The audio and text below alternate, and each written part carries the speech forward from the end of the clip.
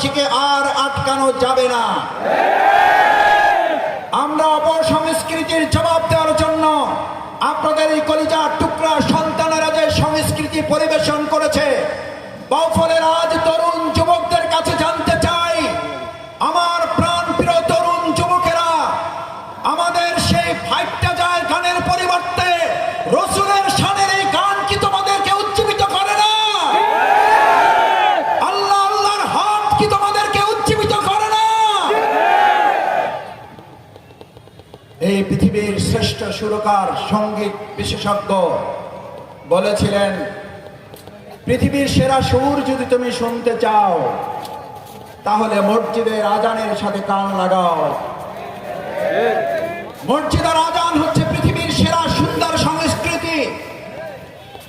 আবু জেহেল, আবুল আহাবরা সেই সময়